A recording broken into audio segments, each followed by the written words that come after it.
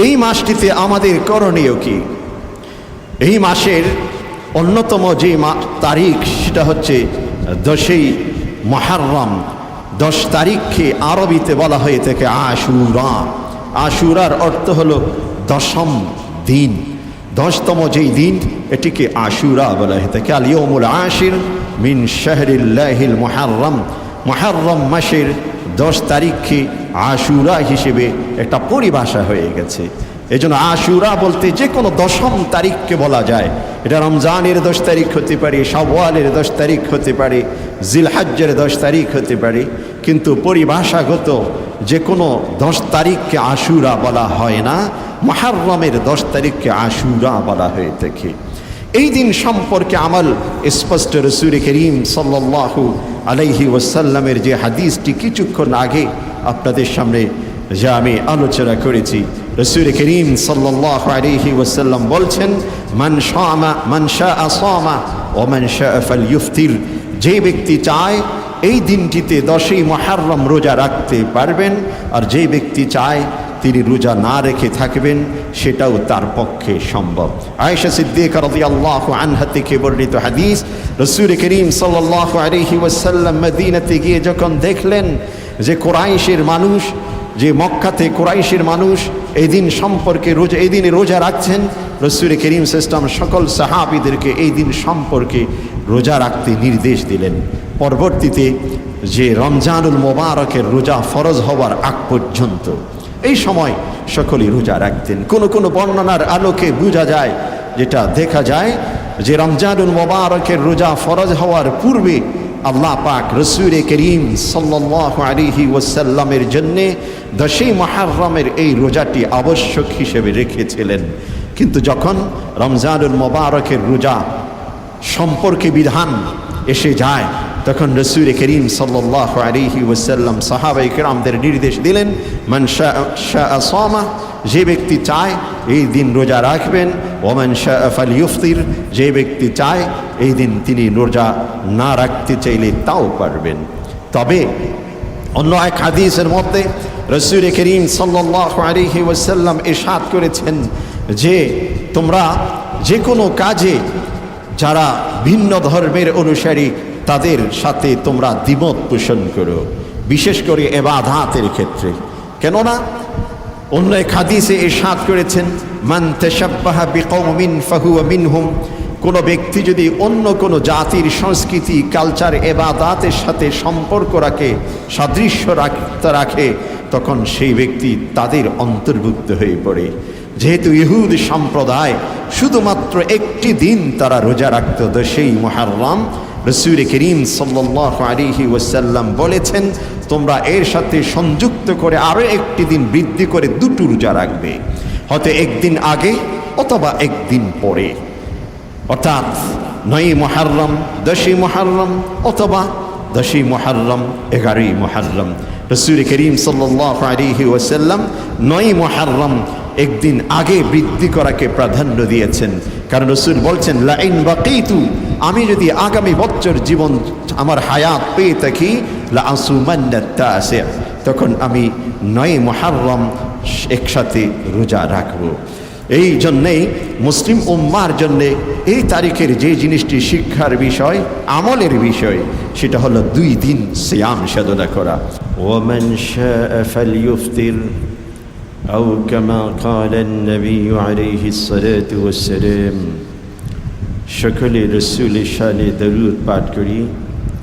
আল্লাহুম্মা সাল্লি আলা সাইয়্যিদিনা মুহাম্মাদিন ওয়া আলা আলি সাইয়্যিদিনা মুহাম্মাদ কামা সাল্লাইতা আলা ইব্রাহিম ওয়া আলা আলি ইব্রাহিম ইন্নাকা হামিদুম মাজিদ। اللهم بارك على سيدنا محمد وعلى آل سيدنا محمد كما باركت على إبراهيم وعلى آل إبراهيم إنك حميد مجيد. শ্রদ্ধেয় সম্মানিত মুসল্লিয়ান হযরত, আল্লাহ পাকের অশেষ মেহেরবানি যে সাপ্তাহিক ঈদের দিন হিসেবে স্বীকৃত জুমার এই গুরুত্বপূর্ণ সময়ে সালাতুল জুমআ খুতবা সম্বলিত দ্বীনি আলোচনা শোনার উদ্দেশ্যে যথাসময়ে আল্লাহর ঘরে মেহমান হিসেবে উপস্থিত হওয়ার তৌফিক নসিব করেছেন, আমাদেরকে সুযোগ তৈরি করে দিয়েছেন। এজন্য তার শুকরিয়া জ্ঞাপন করে বলি আলহামদুলিল্লাহ। আল্লাহ রব্বুল আলামিন জাগতিক মানুষের এই হায়াতকে সময় এবং সময়ের আলোকে তিনি সাজিয়েছেন। এই জন্যেই কোরআনে কারীম আমাদের যে গুরুত্বপূর্ণ তথ্যটুকু দেন, যেই বিষয়ে আমাদেরকে অবহিত করেছেন যে আসমান ও জমিন সকল সৃষ্টি যখন সৃষ্টি করেছেন, সে সাথে আল্লাহ পাক এই আসমান ও জমিনের মাঝামাঝিতে মানুষের যে হায়াত, এই হায়াতের সময়কে কিভাবে বিভক্ত করা যায়, ভাগ করা যায়, সেটাও আল্লাহ পাক নিরূপণ করেছেন। আর যাতে করে মানুষ তার পক্ষ থেকে নির্ধারিত এক একটি ইবাদত, তার পক্ষ থেকে অনুমোদিত এক একটি বিধান এই পৃথিবীতে প্রতিষ্ঠা করতে পারে, বাস্তবায়ন করতে পারে, এই জন্য হায়াতকে এক একটি সময়ের পরিধি নিয়ে নামকরণের মাধ্যমে সাজিয়েছেন। এই জন্য হযরত আবি উমামা নুফাই ইবনুল হারিস রাদিয়াল্লাহু আনহু থেকে বর্ণিত হাদিসে ইরশাদ করছেন, ইন্নাজ জামানা ইস্তাদারা কাহাইআতি ইয়াওমা খালাকাস সামাওয়াতি ওয়াল আরদ। জামান, সময়, এটা ঘুরতে থাকে যখন থেকে আল্লাহ পাক আসমান ও জমিন সৃষ্টি করেছেন। as-sanatu 12 শাহরা, এক একটি বছরকে আল্লাহ পাক 12টি মাসে বিন্যস্ত করেছেন। মিনহা আরবাআতুন হুরুম, সে 12 মাসের মধ্যে 4টি মাসকে অত্যন্ত সম্মান দিয়েছেন, মহিমান্বিত করেছেন। সেই 4টি মাস সালাসু মুতাওয়ালিয়াত, লাগাতার 3 মাস, যুলকাদা, যুলহিজ্জা, শাহরুল্লাহিল মুহাররম, এবং 4th নম্বর যেই মাসটি রাজাবু মুদার বাইনা জামাদা ও শাবান, শাবান এবং জামাদাল উখরার মাঝামাঝিতে যে মাসটি রয়েছে রজব মাস, এই 4 মাসকে আল্লাহ পাক মহিমান্বিত করেছেন। কেন মহিমান্বিত করেছেন? এটা আল্লাহ পাক কোরআনে কারীমে স্পষ্ট করেননি। হাদিসের কিছু ভাষ্য থেকে যেটা বোঝা যায়, সৃষ্টি জগতের মধ্যে আল্লাহ পাক যে এক একটি পরিবর্তন সাধিত করেছেন, নতুন নতুন কিছু বিষয় দিয়ে এই জগৎকে সাজিয়েছেন, তার সাথে এই মাসগুলোর এক একটি সম্পর্ক রয়েছে। বিশেষ করে মুহররমুল হারাম, এই মাসটির সাথে জগতের এক একটি পরিবর্তনের সাথে সম্পর্ক রয়েছে। যেমন আল্লাহ পাক পৃথিবীকে সৃষ্টি করেছেন এই সময়গুলোতে, মুহররম মাসে। জান্নাতে আল্লাহ পাক হযরত আদম আলাইহিসসালামকে যখন নির্দেশ দিয়েছেন, ওয়াকুল্লা ইয়া আদম উসকুন আনতা ওয়া যাওজুকাল জান্নাহ, এটাও ছিল মুহররম মাসে। এরপর আল্লাহ পাকের রুবুবি পরিকল্পনা এবং হিকমতের আলোকে আদম এবং হাওয়া আলাইহিসসালামকে যে পৃথিবীতে প্রেরণ করেছেন, পাঠিয়েছেন, এটাও ঠিক এই মাসেই ছিল। এভাবে হযরত আদম আলাইহিসসালামের তওবা কবুল করেন, নূহ আলাইহিসসালামের যে প্লাবন, ইব্রাহিম আলাইহিসসালামের যে অগ্নিকুণ্ড থেকে মুক্তিদান, মূসা আলাইহিসসালামকে ফেরাউনের দলবল থেকে সমুদ্র পাড়ি দিয়ে নিরাপদ স্থানে পৌঁছে যাওয়ার ঘটনা, সব কিছুর সাথে এই মুহররমের সাথে সম্পর্ক রয়েছে। যেহেতু সৃষ্টি জগতের এক একটি অধ্যায়, এক একটি ঘটনা প্রবাহের সাথে এই মাসের বিশেষ সম্পর্ক, রুবুবি পরিকল্পনার সাথে এই মাসের সম্পর্ক, এই জন্য এই মাসগুলোকে যে আরবাআতুন হুরুম, মহিমান্বিত মাস হিসেবে আল্লাহ পাক নির্ধারণ করেছেন। অন্যদিকে আরবের, যেটাকে আমরা জাহিলি যুগ বলে থাকি, অজ্ঞতার যুগ, মূর্খতার যুগ, সবচেয়ে বেশি মানুষের মধ্যে যখন মানবতা ভুলুণ্ঠিত হচ্ছিল এমন একটি যুগ, সেই যুগেও কাফির মুশরিকদের মধ্যে এই মাসগুলোর সম্পর্কে পরস্পরে চুক্তিবদ্ধ ছিল। তাদের চুরি ডাকাতি, যুদ্ধ বিগ্রহ, যাবতীয় কার্যক্রম থেকে এই মাসগুলোতে তারা বিরত থাকতেন, সম্মান প্রদর্শন করতেন। হাদিসে আছে রাসূল করিম সাল্লাল্লাহু আলাইহি ওয়াসাল্লামের কাছে মাঝে মাঝে মদিনা থেকে কিছু দূর অঞ্চল থেকে কিছু লোক রাসূলের কাছে এসে উপস্থিত হতেন। এই মাসগুলোতে এসে রাসূলকে বলতেন, ইয়া রাসূলুল্লাহ, আপনার কাছে প্রতিনিয়ত আসতে মন চায়, প্রতি মাসে আপনার কাছে এসে সবক নিব, আপনার কাছ থেকে ইরশাদাত বাণীগুলো শুনব, এমনটি মন চায়, কিন্তু আমরা যে কোনো সময় আসতে পারি না। কেন? পথের মধ্যে কিছু ডাকাত বাহিনী রয়েছে, সন্ত্রাসী রয়েছে, যাদের হাত থেকে রক্ষা পাওয়া অনেকটা কঠিন হয়ে যায়। কিন্তু এই মুহররম মাস, এই আশহুরুল হুরুম, এই 4টি মহিমান্বিত মাসে তারা ওই সমস্ত কার্যক্রম থেকে বিরত থাকে। আমরা নিরাপদ বোধ করি আপনার কাছে ঠিক এই সময় এসে উপস্থিত হতে পারি। এতে করে প্রমাণিত হলো এই 4টি মহিমান্বিত মাসের প্রতি জাহিলি যুগের কাফির মুশরিকরাও সম্মান প্রদর্শন করত।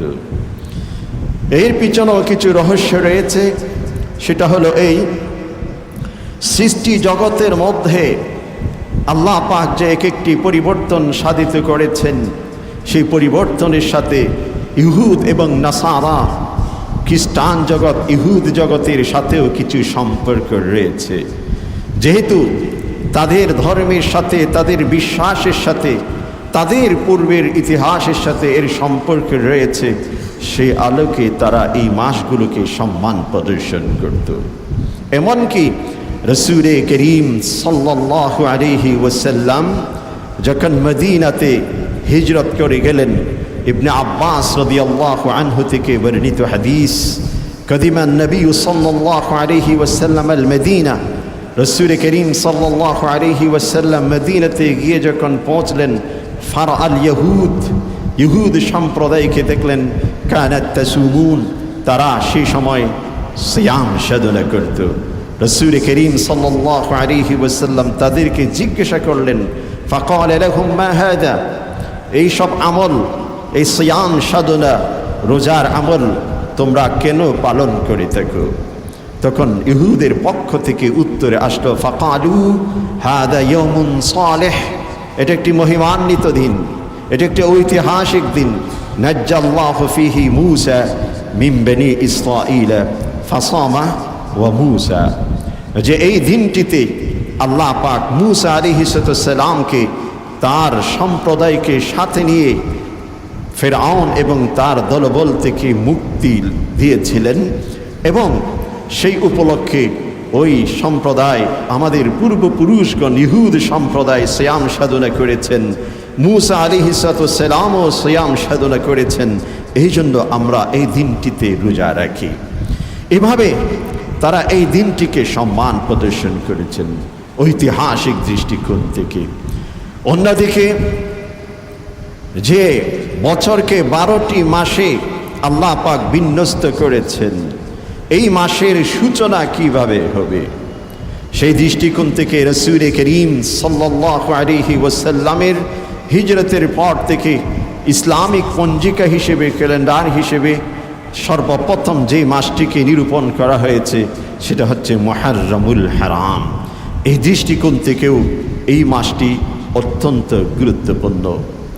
একই সাথে রাসূল করিম সাল্লাল্লাহু আলাইহি ওয়াসাল্লামের এই হাদিস, কোরআনে কারীমের সূরাতুত তাওবার এই আয়াত দুটোতে আল্লাহ পাক যে জগৎকে সময়ের আলোকে বিন্যস্ত করেছেন, এটা যে আল্লাহ কর্তৃক নিরূপিত, নির্ধারিত পূর্ব থেকেই, সেই দৃষ্টিকোণ থেকে একটি বিষয় আলোচনায় চলে আসে।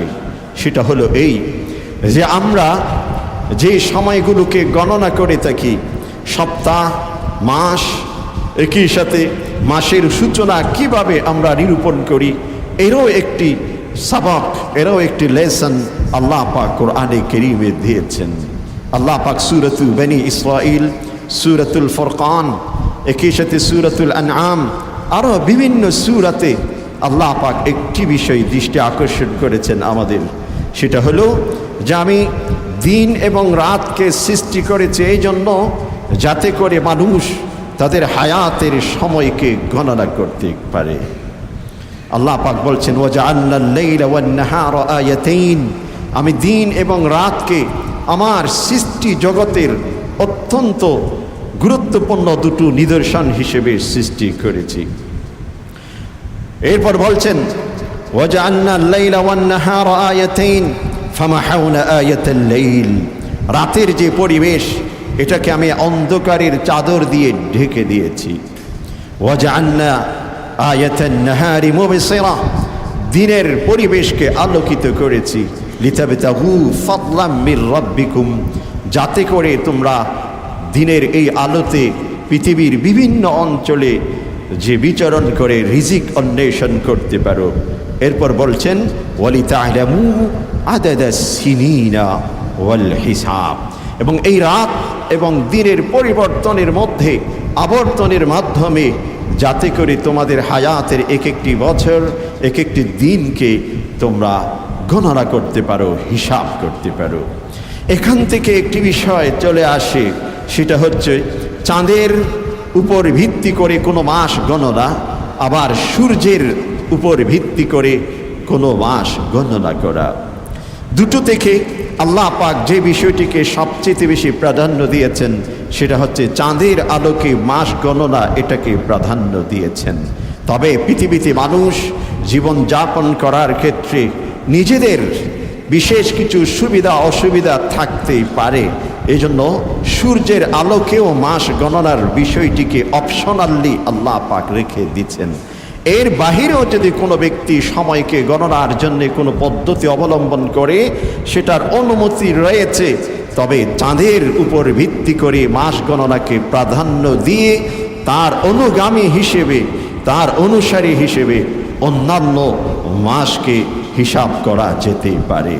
এজন্য উলামায়ে কেরাম, ফুকাহায়ে কেরাম এই হাদিস, এই কোরআনের আয়াতের আলোকে একটি শরঈ বিধান যেটা আমাদের সকলের জানা প্রয়োজন, সেটা হলো যে চাঁদের আলোকে যে মাস, এই মাস গণনা করা, হিসাব করা, জ্ঞান রাখা, এটা ফরজে কিফায়া, কেউ কেউ বলেছেন ওয়াজিবে কিফায়া।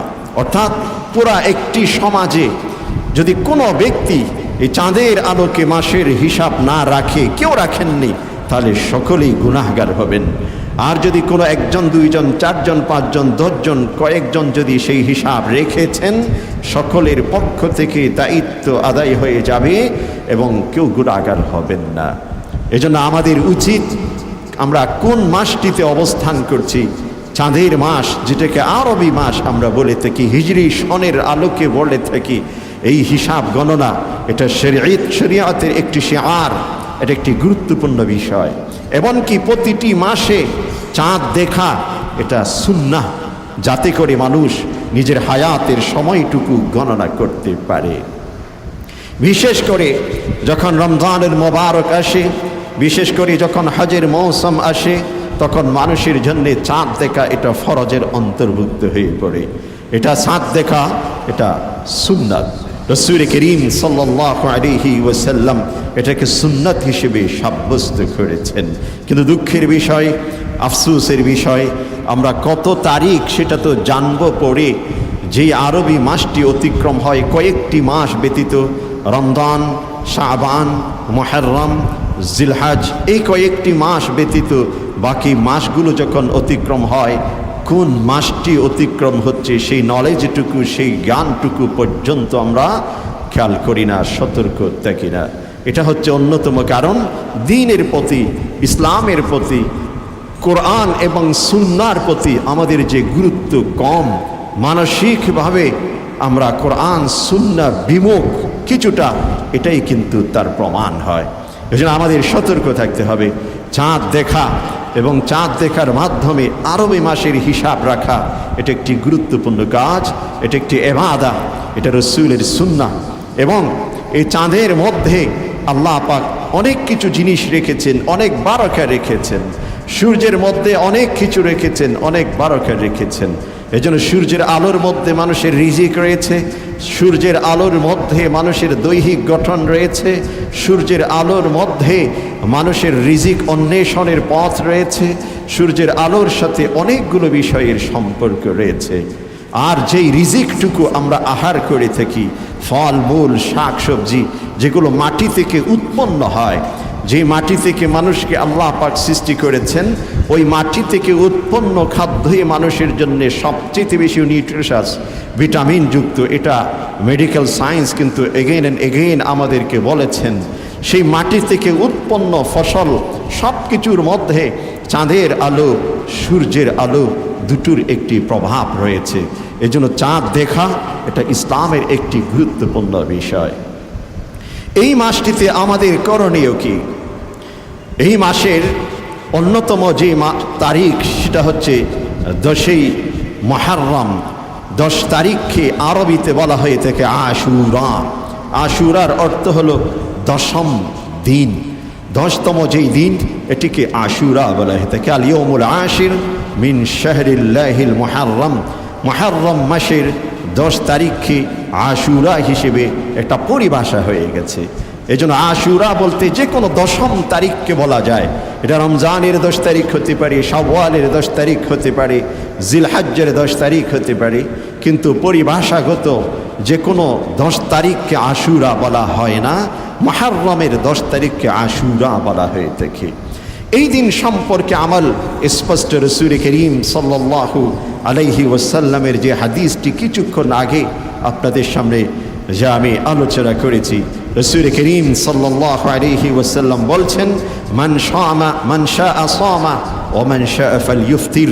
যে ব্যক্তি চায় এই দিনটিতে 10ই মুহররম রোজা রাখতে পারবেন, আর যে ব্যক্তি চায় তিনি রোজা না রেখে থাকবেন, সেটাও তার পক্ষে সম্ভব।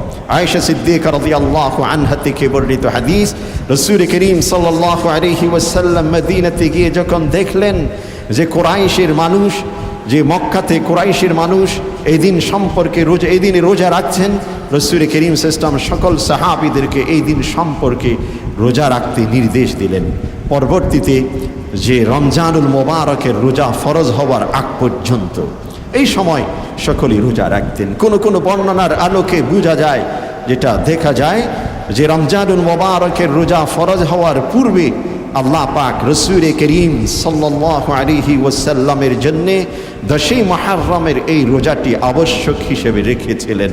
কিন্তু যখন রমজানুল মোবারকের রোজা সম্পর্কে বিধান এসে যায়, তখন রাসূল করিম সাল্লাল্লাহু আলাইহি ওয়াসাল্লাম সাহাবায়ে কিরামদের নির্দেশ দিলেন, মান শাআ সামা, যে ব্যক্তি চায় এই দিন রোজা রাখবেন, ওয়া মান শাআ ফালইফতির, যে ব্যক্তি চায় এই দিন তিনি রোজা না রাখতে চাইলে তাও পারবেন। তবে অন্য এক হাদিসের মধ্যে রাসূল করিম সাল্লাল্লাহু আলাইহি ওয়াসাল্লাম ইরশাদ করেছেন যে তোমরা যে কোনো কাজে যারা ভিন্ন ধর্মের অনুসারী তাদের সাথে তোমরা দ্বিমত পোষণ করো, বিশেষ করে ইবাদতের ক্ষেত্রে। কেননা অন্য এক হাদিসে ইরশাদ করেছেন, মান তাশাব্বাহা বিকওমিন ফাহুয়া মিনহুম, কোনো ব্যক্তি যদি অন্য কোনো জাতির সংস্কৃতি, কালচার, এবাদাতের সাথে সম্পর্ক রাখে, সাদৃশ্য রাখে, তখন সেই ব্যক্তি তাদের অন্তর্ভুক্ত হয়ে পড়ে। যেহেতু ইহুদ সম্প্রদায় শুধুমাত্র একটি দিন তারা রোজা রাখত, 10ই মুহররম, রাসূল করিম সাল্লাল্লাহু আলাইহি ওয়াসাল্লাম বলেছেন তোমরা এর সাথে সংযুক্ত করে আরও একটি দিন বৃদ্ধি করে 2টো রোজা রাখবে, হয়তো একদিন আগে অথবা একদিন পরে, অর্থাৎ 9ই মুহররম, 10ই মুহররম অথবা 10ই মুহররম, 11ই মুহররম। রাসূল করিম সাল্লাল্লাহু আলাইহি ওয়াসাল্লাম 9ই মুহররম একদিন আগে বৃদ্ধি করাকে প্রাধান্য দিয়েছেন, কারণ রাসূল বলছেন লাইন বাকিতু, আমি যদি আগামী বছর জীবন আমার হায়াত পেয়ে থাকি, লা আসুমান্না তাসি, তখন আমি 9ই মুহররম একসাথে রোজা রাখবো। এই জন্যেই মুসলিম উম্মার জন্যে এই তারিখের যে জিনিসটি শিক্ষার বিষয়, আমলের বিষয়, সেটা হলো 2 দিন সিয়াম সাধনা করা। এখন একটি প্রশ্ন জেগে যায় যে কোনো ব্যক্তি 2 দিন রোজা রাখতে পারেননি বা রাখেননি, একদিন মাত্র রোজা রেখেছেন 10ই মুহররম, সে ব্যক্তি কি গুনাহগার হবে? না, সে ব্যক্তি গুনাহগার হবেন না। 2 রোজা রাখলে যে সওয়াবটুকু তিনি পেতেন, হয়তো ওইটুকু সওয়াব তিনি পাবেন না, তিনি গুনাহগার হবেন না। এজন্য এটাকে নিয়ে অতিরিক্ত বাড়াবাড়ি, অতিরঞ্জিত করা, কেউ কাউকে যে খোঁচা মারা, এমন কোনো কাজের কোনো প্রয়োজন নেই। যার ইচ্ছে রোজা রাখবে, যার ইচ্ছে সে রোজা ছেড়ে দিবে, 2টোর উপরেই আমল করার অনুমতি রয়েছে। হযরতে কাতাদা রাদিয়াল্লাহু আনহু থেকে বর্ণিত আরেক হাদিসে তিনি ইরশাদ করেছেন, সিয়ামু ইয়াউমি আশুরা আহতাসিবু আলাল্লাহ আন ইউকাফিরা আস-সানাতাল মাদিয়া, যে ব্যক্তি 10ই মুহররম রোজা রাখবেন, সেই ব্যক্তির জন্যে আল্লাহর কাছ থেকে আমরা আশা করতে পারি অতীতের 1 বছরের গুনাহ আল্লাহ পাক ক্ষমা করে দিবেন। অতএব যেখানে আমাদের প্রতিটি মুহূর্তে গুনাহ হচ্ছে, সগীরা গুনাহ, কবিরা গুনাহ তো আছেই, সগীরা গুনাহ অহরহ প্রতিটি সেকেন্ডে, প্রতিটি মুহূর্তে, জল্পনা কল্পনায় আমাদের গুনাহে আমরা নিমজ্জিত। সেখানে আল্লাহ পাক অটোমেটিক্যালি ছোট্ট একটি আমলের মাধ্যমে একটা বড় একটি তওবার সুযোগ রেখেছেন। অতীত 1 বছরের সমস্ত গুনাহ আল্লাহ পাক ক্ষমা করে দিবেন। অতএব কেন এই রোজাটি আমরা ছাড়ব? আর তাছাড়া একটি রোজার মধ্যে ফিজিক্যাল, দৈহিক অনেক উপকার রয়েছে। এজন্য রোজা রাখার মধ্যে অনেক উপকার, একদিন রোজা আমরা রাখতে পারি, সে সাথে সংযুক্ত করে 2টি রোজা আমরা ইনশাআল্লাহ রাখব। এই দিনের কিছু বর্জনীয় বিষয়, অনেকেই এই দিনটিকে উদযাপন করে যে একটি ইতিহাস থেকে যে বিষয়টি এখানে সংযুক্ত হয়ে যায়। 10ই মুহররম অত্যন্ত গুরুত্বপূর্ণ, এটি ইতিহাসের সূচনা থেকে, যেদিন আল্লাহ পাক আসমানুল জমিন সৃষ্টি করেছেন, ইয়াওমা খালাকাস সামাওয়াতি ওয়াল আরদ, আসমান ও জমিন সমগ্র জগৎকে যেদিন থেকে আল্লাহ পাক সৃষ্টি করেছেন, সেদিন থেকেই 10ই মুহররম অত্যন্ত মহিমান্বিত একটি সম্মানিত মাস, শাহরুল্লাহ, আল্লাহর মাস হিসেবে এটাকে আল্লাহ রাসূল সাল্লাল্লাহু আলাইহি ওয়াসাল্লাম বলেছেন। অতএব এটার সাথে যদি কোনো ব্যক্তির অন্য কোনো ইতিহাস সংযুক্ত হয়, ওই ঘটনার কারণে দিনটি, তারিখটি মহিমান্বিত হয়েছে এমন নয়। যেমন বুঝবার জন্য এভাবে একটু উদাহরণ দিতে পারি, জুমার দিন অত্যন্ত গুরুত্বপূর্ণ দিন। জুমার দিন অত্যন্ত গুরুত্বপূর্ণ দিন। কোনো ব্যক্তি যদি জুমার দিন মৃত্যুবরণ করে, আল্লাহ রাসূল সাল্লাল্লাহু আলাইহি ওয়াসাল্লাম তার জন্য কিছু সুসংবাদ দিয়েছেন। এখন পৃথিবীতে কোনো একজন আল্লাহর ওলি, আল্লাহর সবচেয়ে সান্নিধ্যপ্রাপ্ত ব্যক্তি, মানুষের সামনে যে ব্যক্তি অত্যন্ত সম্মানিত, এমন কোনো ব্যক্তি যদি জুমার দিন ইন্তেকাল করে পৃথিবী থেকে বিদায় নেয়, তাহলে কোনো ব্যক্তি কোনো দিন একথা বলবেন না ওই ব্যক্তি জুমার দিন মৃত্যুবরণ করার কারণে জুমার দিন মহিমান্বিত হয়েছেন। বরঞ্চ বলবে কোন কথাটি, যে ওই ব্যক্তি জুমার দিন ইন্তেকাল করার কারণে একটি মোবারক মৃত্যু তিনি পেয়েছে, সুন্দর বিদায় তার হয়েছে জুমার বরকতে। তার কারণে জুমা বরকতময় হয়েছে এমনটি নয়, বরং জুমার দিনের কারণে সেই ব্যক্তিটি বরকতময় মৃত্যু পেয়েছেন, এটা বলা যাবে। ঠিক তেমনি ভাবে 10ই মুহররম পৃথিবীর ধারাবাহিকতায়, পৃথিবীর চলমান প্রবাহে নতুন কোনো প্রবাহ, ঘটনা প্রবাহ যদি সংযুক্ত হয়, এসে যায়, তাহলে ওই ঘটনাটি মহিমান্বিত হবে। ওই ঘটনার কারণে 10ই মুহররম মহিমান্বিত হবে এমনটি নয়। অতএব ইতিহাসের মধ্যে একটি কালো দিন, একটি শোকের দিন, একটি আমাদেরকে ব্যতীত করে মুসলিম উম্মাহকে হৃদয়কে স্পর্শ করে আঘাত করে এমন একটি ইতিহাস এই দিনে অনেক পরে এসে সংযুক্ত হয়েছে। খোলাফায়ে রাশিদিনদের সময় অতিক্রম হয়ে তাবেঈনদের সময়ে এসে এই ঘটনাটি ঘটেছে। সাহাবায়ে কেরামদের সময়ে এই ঘটনাটি ঘটেছে। সেটা হলো কারবালার প্রান্তরের হযরতে হুসাইন রাদিয়াল্লাহু আনহুর শাহাদাতের ঘটনা। এই ঘটনাটি ঘটার কারণে অনেকের কাছে মনে হয় এই দিনটি শুধুমাত্র সুখের দিন, এই দিনটি শুধুমাত্র সুখ, এবং এই দিনটি সবচেয়ে আমাদের যে ব্যথা, আমাদের যে মর্মান্তিক ঘটনার আলোকে নিজেদের সবচেয়ে বড় ব্যথার দিন, সবচেয়ে সুখের দিন, এই রকম অনেকেই আমরা মনে করি থাকি। প্রকৃতপক্ষে বিষয়টি এমন নয়।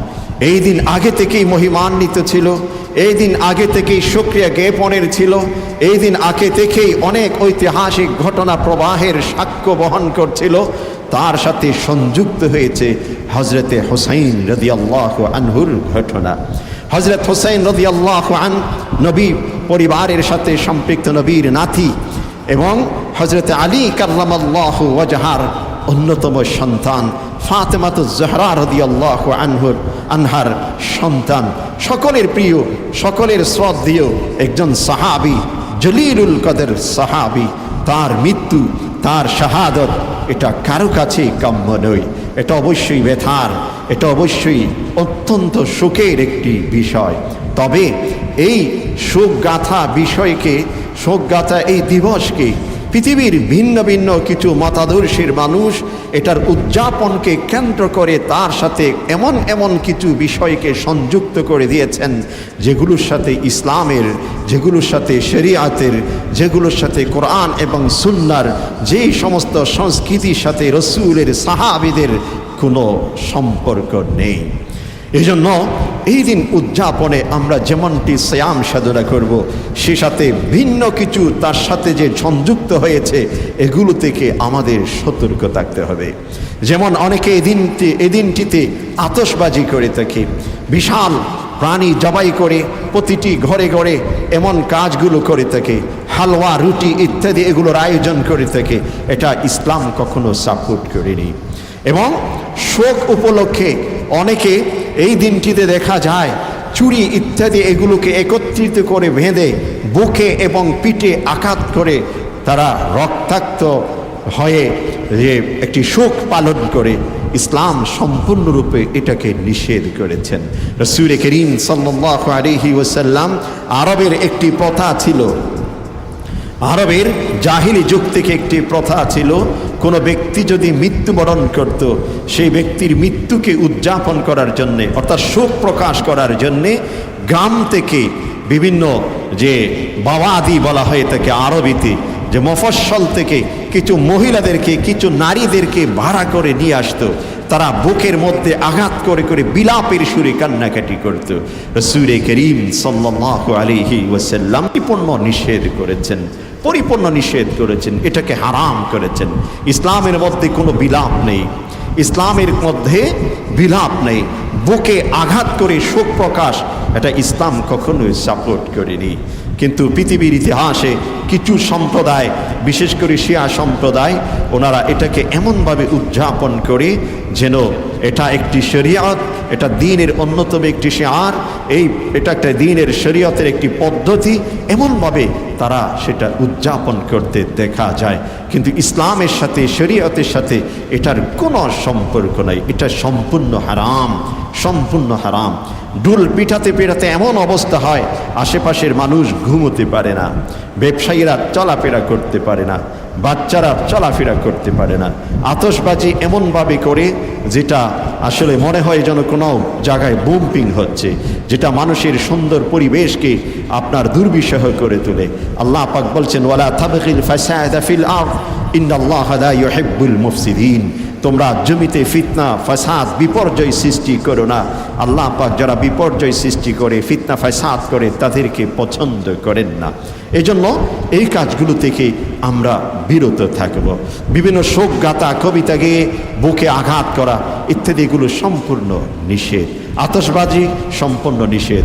র্যালি এইকে কেন্দ্র করে র্যালি বের করা মানুষকে কষ্ট দিয়ে, এটাও কিন্তু ইসলাম কখনো পছন্দ করেন না। এবং যাবতীয় গর্হিত কাজ থেকে আমাদের অবশ্যই বিরত থাকতে হবে। তবে এই যে হোসাইন রাদিয়াল্লাহু আনহুর শাহাদাত, এখান থেকে আমাদের প্রকৃত শিক্ষা গ্রহণ করতে হবে। প্রকৃত শিক্ষা হলো এই মর্মান্তিক শাহাদতের পিছনে অনেক ঘটনা রয়েছে, যে ঘটনা যদি আমি শুরু থেকে বর্ণনা করতে যাই আমাদের এক জমায় বর্ণনা এটা কখনো সম্ভব নয়। 1 ঘন্টা 2 ঘন্টায় শুরু থেকে শেষ পর্যন্ত বর্ণনা করা এটা সম্ভব নয়। তবে সংক্ষিপ্ত আকারে যে বিষয়টি আপনাদের সামনে যেখান থেকে শিক্ষা গ্রহণ করার অধ্যায়গুলো রয়েছে সেগুলো স্পষ্ট হয়ে যায় এভাবে বলতে পারি। রাসূল করিম সাল্লাল্লাহু আলাইহি ওয়াসাল্লাম খোলাফায়ে রাশিদিনদের মধ্যে হযরত ওমর ইবনুল খাত্তাব রাদিয়াল্লাহু আনহুকে ফিতনা এবং ফাসাদের জন্য একটি বুলেট হিসেবে গ্রহণ করেছিলেন। এমনকি হাদিসে আছে যতদিন পর্যন্ত ওমর ইবনুল খাত্তাব রাদিয়াল্লাহু আনহু পৃথিবীতে জীবিত থাকবে ততদিন পর্যন্ত উম্মতে মুসলিমাকে ফিতনা এবং ফাসাদ আক্রমণ করতে পারবে না। ঠিক তেমনিভাবে ইতিহাসের ধারাবাহিকতায় সেটাও দেখা যায়। ওমর ইবনুল খাত্তাব রাদিয়াল্লাহু আনহু যখন পৃথিবী থেকে বিদায় নেয়, আমিরুল মুমিনিন খলিফা রাষ্ট্রপ্রধান তার বিদায় হয়ে গেল। এরপর কে আমিরুল মুমিনিন হবে? ওমর ইবনুল খাত্তাব রাদিয়াল্লাহু আনহুর মৃত্যুর পূর্বে ওমর ইবনুল খাত্তাব রাদিয়াল্লাহু আনহুর কাছে অনেকে এসে আরজ করেছেন, পরামর্শ দিয়েছেন, প্রস্তাব দিয়েছেন, আপনি যখন বিদায় নিয়ে নেবেন আপনার অবর্তমানে আপনার পরিবার থেকে যেন আমিরুল মুমিনিন নির্বাচিত হয়। আব্দুল্লাহ ইবনে ওমর, আসিম ইবনে ওমর এরা যেন যে পৃথিবীতে শাসন করতে পারে, আপনি এইরকম একটি ফরমান আপনি দিয়েছেন। খুবই গুরুত্বপূর্ণ। ওমর ইবনুল খাত্তাব রাদিয়াল্লাহু আনহু প্রতি উত্তরে বলেছেন, আমার এমন কোন সন্তান নেই যে খেলাফতের দায়িত্ব গ্রহণ করার পর সেইটুকু পরিপূর্ণ আদায় করে আল্লাহর কাছে স্বচ্ছতার সাথে জবাব দিতে পারবে। ওমর ইবনুল খাত্তাব এত বিচক্ষণ ছিলেন, সুদূর প্রসারী তার পরিকল্পনা ছিল। এজন্য ইসলামের অনেক গুরুত্বপূর্ণ, যেমন পর্দার মতো একটি গুরুত্বপূর্ণ বিষয় ওমর ইবনুল খাত্তাবের জল্পনা কল্পনা পরামর্শ রাসূলের সাথে করেছিলেন। আল্লাহ পাক আসমান থেকে আয়াত অবতীর্ণ করে সেটাকে প্রতিষ্ঠিত করেছেন। এভাবে ওমর ইবনুল খাত্তাব সুদূর প্রসারী বিচক্ষণ একজন খলিফা ছিলেন। এই জন্যই রাসূল বলছিলেন তিনি যতদিন জীবিত থাকবে উম্মতে মুসলিমাকে ফিতনা কখনো স্পর্শ করতে পারবে না। তিনি নিজের পরিবারের নিজের সন্তানকে আমিরুল মুমিনিন হবে, তার অবর্তমানে সেই দায়িত্ব নিবে, সেই গদিতে বসবে, সে আসনে আসীন হবে, এটা তিনি চাননি। কারণ এমন একটি ধারা যদি শুরু হয় পৃথিবীতে ফিতনার ধারা শুরু হয়ে যাবে, ফিতনার ধারাবাহিকতা শুরু হয়ে যাবে, সূচনা হবে। এজন্য তিনি এই কাজটি করেননি। তিনি বলছেন আমার বিদায়ের পর, আমার মৃত্যু শাহাদাতের পর সাহাবায়ে কেরাম রয়েছেন, তারা পরামর্শ করবেন, শোরার উপর ভিত্তি করে যাকে তারা পছন্দ করবেন তিনি আমিরুল মুমিনিন নির্বাচিত হবেন। এরপর ঠিকই তার বিদায়ের পর ওসমান ইবনে আফফান রাদিয়াল্লাহু আনহু শোরার মাধ্যমে পরামর্শের আলোকে তিনি নির্বাচিত হয়েছেন। এর পূর্বে হযরত আয়েশা সিদ্দিকা রাদিয়াল্লাহু আনহার একটি হাদিস রয়েছে, সে হাদিসে ইরশাদ করেছেন ইন্নাল্লাহা ইয়া উসমান, রাসূল করিম সাল্লাল্লাহু আলাইহি ওয়াসাল্লাম উসমান ইবনে আফফানকে সম্বোধন করে বলছেন ইয়া উসমান ইন্নাল্লাহা আযজা ওয়া জাল, আল্লাহ পাক আসা আন ইয়ালবাসাকা কামিসা, তোমাকে আল্লাহ পাক একটি পোশাক পরিধান করাবেন। ফাইন আরাদাল মুনাফিকুনা আন ইয়াখলাআ মিনক, যদি মুনাফিকদের কেউ তোমার কাছ থেকে সেই জামাটুকু সেই পোশাকটুকু ছিনিয়ে নিতে চায় ফালা তাখলাহু, তুমি সেটা তাদের হাতে তুলে দিও না। এরই ভিতরে ওসমান ইবনে আফফান রাদিয়াল্লাহু আনহুর শাসনামলে মিশর থেকে একটি দল আমিরুল মুমিনিন ওসমান ইবনে আফফান রাদিয়াল্লাহু আনহুর কাছে এসে বলেন, আমাদের জন্য একজন গভর্নর আপনি নিযুক্ত করে দিন। তারা ওসমান রাদিয়াল্লাহু আনহুর কাছে যে মুহাম্মদ ইবনে আবু বকর তার যে একজন তাকে ওনারা পছন্দ করেছিলেন, যাকে ওনাদের ওই অঞ্চলের জন্য জনপদের জন্য তারা খুব ভালো মনে করেছেন। ওসমান ইবনে আফফান রাদিয়াল্লাহু আনহু যেই ব্যক্তিকে নির্বাচন করার কথা বললেন সেই প্রস্তাবটি গ্রহণ করে তাদেরকে পাঠিয়ে দিলেন। অতঃপর ওই ব্যক্তিকে সরকারি রাষ্ট্রীয় ফরমানে লিখিত দিয়ে পাঠিয়ে দিয়েছেন যে আমি এনাকে আপনাদের গভর্নর হিসেবে নিযুক্ত করে পাঠাচ্ছি। ফাইদা জাউকুম, তিনি যখন তোমাদের কাছে পৌঁছাবে ফাকবিলহু, তোমরা তাকে গ্রহণ করো। কিন্তু এই ফরমানটুকু যেই ব্যক্তির মাধ্যমে লিখেছিলেন, রাষ্ট্রীয় যে লেখক ছিলেন, তিনি ওই যে লেখার মধ্যে একটু এদিক সেদিক করে দিয়েছিলেন। একটা হচ্ছে ফাকবিলহু, তাকে তোমরা গ্রহণ করো, যে ব্যক্তিকে আমি নির্বাচন করে তোমাদের গভর্নর হিসেবে প্রেরণ করছি, তোমাদের কাছে যখন তিনি পৌঁছবেন তাকে তোমরা ইস্তেকবাল করে সাদরে গ্রহণ করো। আর যিনি লেখক ছিলেন তিনি সেখানে বা এর জায়গায় তা পরিবর্তন করে দেন। বা এর জায়গায় তা যদি পরিবর্তন করে তার অর্থ হয় ফাকতুলহু, এই যখন তোমাদের পর্যন্ত পৌঁছাবে তাকে তোমরা হত্যা করো। দেখুন মুনাফিকরা কিভাবে কাজ করে। মুনাফিক আজীবন মানব সমাজে বিপর্যয় ফিতনা ফাসাদ সৃষ্টি করেছেন, বুঝে না বুঝে, কারো ছায়া হয়ে, এজেন্ট হয়ে, জানতে অজান্তে নেফাকের ভিতর মানুষ নিমজ্জিত হয়ে সমাজের মধ্যে মানব জীবনে বারবার বিপর্যয় সৃষ্টি করেছেন। এই জন্যই আল্লাহ পাক বলেছেন, ইন্নাল মুনাফিকিন ফিদ দারকিল আসফালি মিনান নার ওয়ালান তাজিদ লাহুম নাসীরা। মুনাফিক হচ্ছে জাহান্নামের সবচেয়ে নিম্নতর স্তরে আল্লাহ পাক তাদেরকে নিক্ষেপ করবেন। এই জন্য মুনাফিক সবসময় ফিতনা করেছেন। ওই মুনাফিক এই চিঠিটুকু পরিবর্তন করে দেয়। অতঃপর সেখানে যখন পৌঁছায়, চিঠি যখন তাদের হাতে পৌঁছে, ইতিহাসের অনেক বিষয় রয়েছে তারা পেয়ে যায়। তারা ওই গভর্নরকে সাথে নিয়ে মিশর পর্যন্ত পৌঁছায় নাই, মদিনাতে চলে আসে। তার সাথে আরও কিছু মুনাফিক সেখানে সংযুক্ত হয়ে মদিনাতে ওসমান ইবনে আফফানকে অবরুদ্ধ করে রাখে। এক পর্যায়ে হজের মৌসুম ছিল, তারা ওসমান ইবনে আফফান রাদিয়াল্লাহু আনহুকে শেষ পর্যন্ত তারা হত্যাই করেছেন। এরপর হযরত আলী কাররামাল্লাহু ওয়াজহা আসেন আমিরুল মুমিনিন হিসেবে। সূচনা কিন্তু ওখান থেকে হয়েছে। আমিরুল মুমিনিন হিসেবে আলী কাররামাল্লাহু ওয়াজহা নিযুক্ত হন। তিনি যখন নিযুক্ত হন, এরপরে একটি বিষয় সামনে আসে, ওসমান ইবনে আফফান রাদিয়াল্লাহু আনহুকে যারা হত্যা করেছেন তাদের বিচার করবে কি করবে না। দেখা যাচ্ছে এই বিচারের কাজটুকু যদি কাঁধে নেওয়া হয় বিশাল এক ফিতনার দিকে চলে যাবে। আলী কাররামাল্লাহু ওয়াজহা আমির মুমিনিন আমির মুআবিয়া দুজনের মধ্যে এটাকে কেন্দ্র করে দীর্ঘ এক যুদ্ধ চলতে থাকে। আর এই সামান্য একটি ইস্যুকে কেন্দ্র করে একদিকে সেটাকে সামান্য হিসেবে উপস্থাপন, অন্যদিকে সেটাকে বড় আকারে উপস্থাপন, দুইজন সাহাবীর মাধ্যমে মুনাফিকিনরা এক যুদ্ধ সংঘর্ষ তৈরি করে দেয়।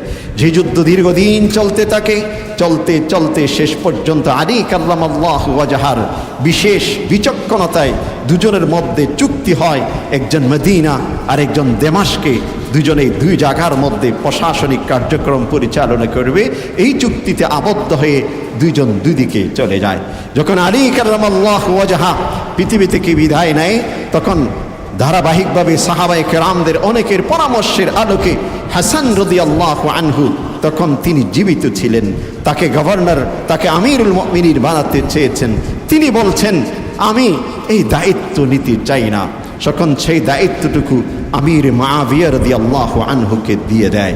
তিনি দীর্ঘ 20 বছর, 19.5 থেকে 20 বছর পর্যন্ত সারা পৃথিবী রাজত্ব করেছেন।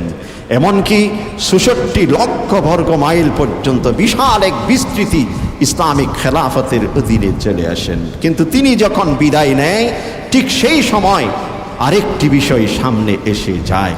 সেটা হলো যে তার বিদায়ের পর কে আমিরুল মুমিনিন হবে।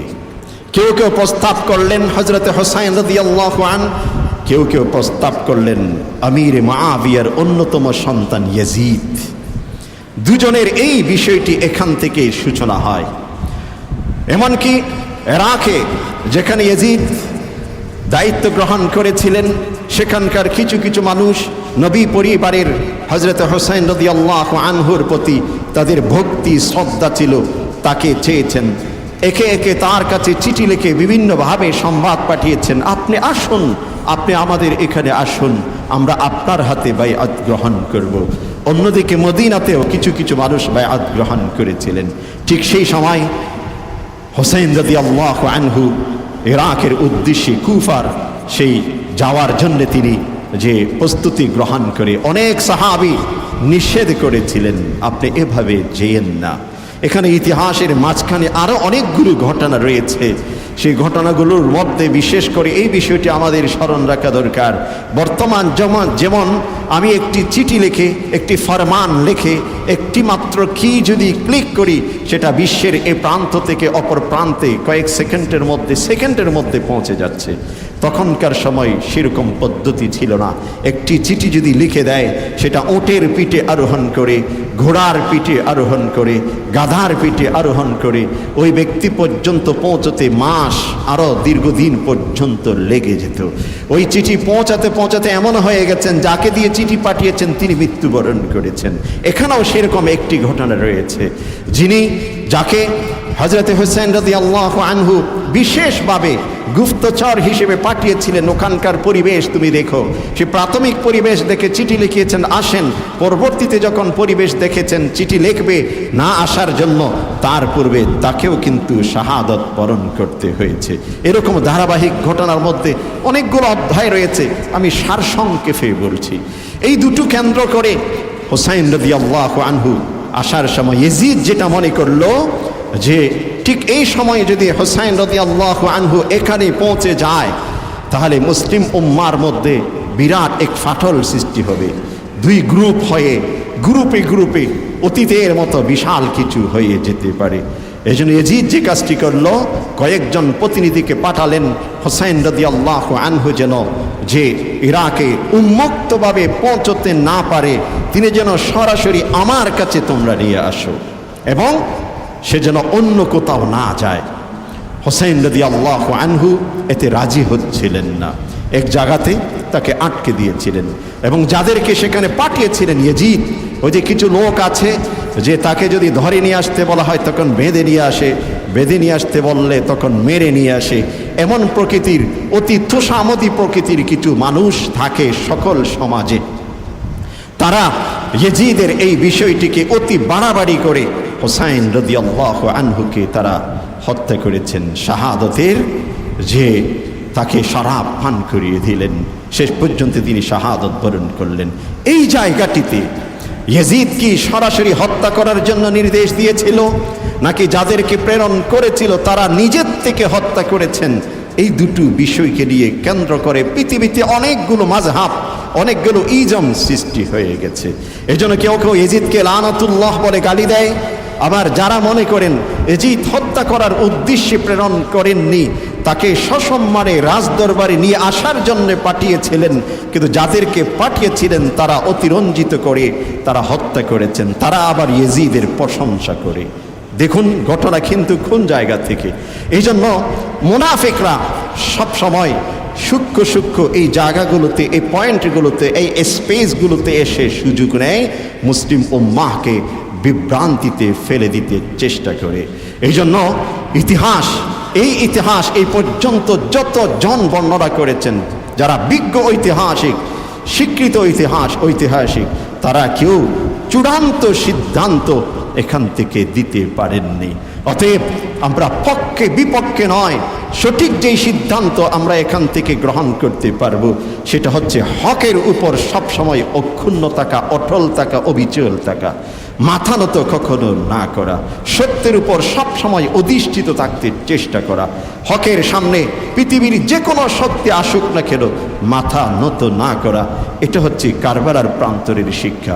এই শিক্ষা যদি আমরা গ্রহণ করতে পারি তাহলে পক্ষ বিপক্ষের যে বিরাট এক ফিতনা, এখান থেকে আমরা কিন্তু বেরিয়ে আসতে পারবো। এনিহাও হোসেন রাদিয়াল্লাহু আনহুর এই ঘটনায় একমাত্র শোকের কারণ নয়, ইতিহাসে আশুরা সম্মানিত মহিমান্বিত সূচনা থেকেই, তবে এটা নতুন একটি মাত্রা এখানে সূচনা করেছে। আর এই মাত্রার সূচনা হওয়া, মাত্রা সংযুক্ত হয়ে যাওয়াতে অনেকেই সেটাকে ভিন্ন সংস্কৃতির মাধ্যমে, ভিন্ন কিছু কালচারের মাধ্যমে উদযাপন করতে চেষ্টা করে, যেটা ইসলাম কখনো সাপোর্ট করেনি। সে সম্পর্কেও আমাদের সতর্ক থাকতে হবে। একই সাথে এটা যে মহিমান্বিত দিবস, মহিমান্বিত মাস, সেই হিসেবেও সেটা গ্রহণ করতে হবে। মুসল্লিয়ান হাজরাত, আমরা শেষের দিকে পৌঁছে গেছি। আরেকটি সূক্ষ্ম বিষয়, আমাদের যে স্থানীয় সরকার মন্ত্রণালয়ের পক্ষ থেকে আপনাদের একটি মেসেজ আমাদেরকে দিতে বলেছেন, যেটা কোরআন কারীমের ইসলামের একটি গুরুত্বপূর্ণ চ্যাপ্টারও বটে। সেটা হচ্ছে আল্লাহ পাক কোরআনে বলেছেন যে ইন্নাল্লাহা ইউহিব্বুত তাওয়াবিন ওয়া ইউহিব্বুল মুতাতাহহিরিন। আল্লাহ পাক যারা তওবা করে তাদেরকে পছন্দ করেন, যারা পরিষ্কার পরিচ্ছন্নতার সাথে জীবন যাপন করে তাদেরকে পছন্দ করেন। রাসূল করিম সাল্লাল্লাহু আলাইহি ওয়াসাল্লামের হাদিস, রাসূল করিম সাল্লাল্লাহু আলাইহি ওয়াসাল্লাম ইরশাদ করেছেন, আমর ইবনে সাদ ইবনে আবি ওয়াক্কাস রাদিয়াল্লাহু আনহু থেকে বর্ণিত, ইন্নাল্লাহা তাইয়্যিব ইউহিব্বুত তাইয়্যিব। আল্লাহ পাক নিজে পবিত্র, পবিত্রকে পছন্দ করে। ইন্নাল্লাহা নাযীফ ইউহিব্বুন নাযাফা, তিনি পরিষ্কার পরিচ্ছন্ন, পরিষ্কার পরিচ্ছন্নতাকে পছন্দ করে। ইন্নাল্লাহা কারীম ইউহিব্বুল কারাম, আল্লাহ পাক নিজেই সম্মানিত, অপরকে সম্মান, অপরকে শ্রদ্ধা প্রদর্শন, এটাকে পছন্দ করেন। ইন্নাল্লাহা জাওয়াদ, আল্লাহ পাক অত্যন্ত দানশীল। ইউহিব্বুল জুদ, তিনি দানকে, মানুষকে সহযোগিতা করাকে পছন্দ করে। এরপর রাসূল করিম সাল্লাল্লাহু আলাইহি ওয়াসাল্লাম বলছেন, ফাতাতাহহারু আফনিয়াতাকুম, তোমরা তোমাদের ঘরের আঙ্গিনাগুলোকে পরিষ্কার করো। ওয়ালা তাশাব্বাহুল ইহুদ, তোমরা ইহুদ সম্প্রদায়ের সাথে সাদৃশ্যতা পোষণ করো না, কারণ তারা ঘরের আঙ্গিনা ইত্যাদিগুলো পরিষ্কার পরিচ্ছন্ন রাখাকে পছন্দ করতেন না। এই হাদিস এবং কোরআনের আয়াত থেকে যেটা বোঝা যায়, পরিষ্কার পরিচ্ছন্নতা দুই ধরনের, অভ্যন্তরীণ ও বাহ্যিক। অভ্যন্তরীণ পরিচ্ছন্নতা হচ্ছে গুনাহ যদি হয়ে যায় তওবা করা, ইউহিব্বুত তাওয়াবিন ওয়া ইউহিব্বুল মুতাতাহহিরিন, বাহ্যিক দৃষ্টিকোণ থেকে পরিষ্কার পরিচ্ছন্ন থাকা। নিজের ঘরের রুম, নিজের বেড বিছানা, নিজের ঘরের ফুলের টব রয়েছে, নিজের ঘরের অনেক দিনের পানি বালতিতে, বাথরুমে, বিভিন্ন জায়গাতে রয়ে যায়, এখান থেকে বিভিন্ন মশা, ডেঙ্গু ইত্যাদিগুলো, বিভিন্ন ভাইরাস, ব্যাকটেরিয়ার সৃষ্টি হয়। এটা ইসলাম কখনো পছন্দ করেন না।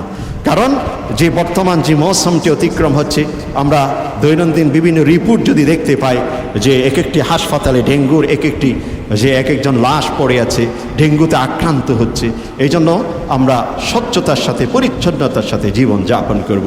একটি হচ্ছে সামাজিক পরিচ্ছন্নতা, পারিবারিক পরিচ্ছন্নতা, ব্যক্তি পরিচ্ছন্নতা। যে ব্যক্তি নিজে ব্যক্তি পরিচ্ছন্ন হতে পারে, পরিষ্কার হতে পারে, পবিত্র হতে পারে, সে অবশ্যই নিজের ঘরকে পবিত্র রাখবে। রাসূল করিম সাল্লাল্লাহু আলাইহি ওয়াসাল্লামের আরেকটা হাদিস, জাবির ইবনে আব্দুল্লাহ রাদিয়াল্লাহু আনহু থেকে বর্ণিত, ইরশাদ করছেন, আতানা রাসূলুল্লাহ সাল্লাল্লাহু আলাইহি ওয়াসাল্লাম জাইরান ফি মানজিলিনা, যা রাসূল করিম সাল্লাল্লাহু আলাইহি ওয়াসাল্লাম আমাদের ঘরে মেহমান হিসেবে এসেছেন। ফারাআর রাজুল, একজন ব্যক্তিকে দেখলেন, যে সেই ব্যক্তিকে, রজুলান শাইসা, একজন ব্যক্তিকে দেখলেন, ইনতাশারা শা'রু, একেবারে যে অপরিচ্ছন্ন অবস্থায়, তার চুলগুলো এলোমেলো হয়ে আছে।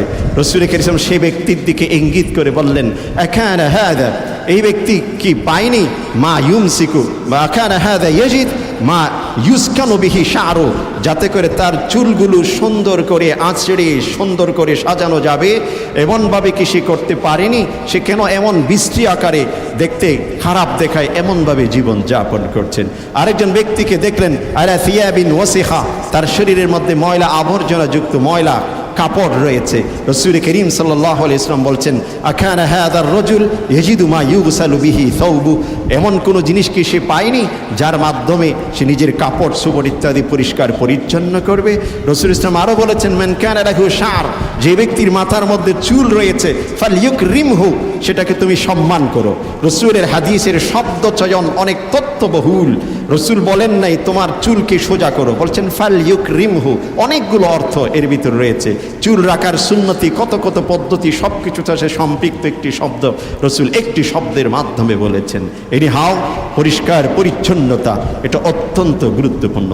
হযরত আবু হুরায়রা রাদিয়াল্লাহু আনহু থেকে বর্ণিত হাদিসে আছে যে ইত্তাকুল লাআনাইন, তোমরা দুই প্রকৃতির মানুষ থেকে বেঁচে থাকো যাদের উপর আল্লাহর অভিশাপ নাজিল হয়। বলছে কে?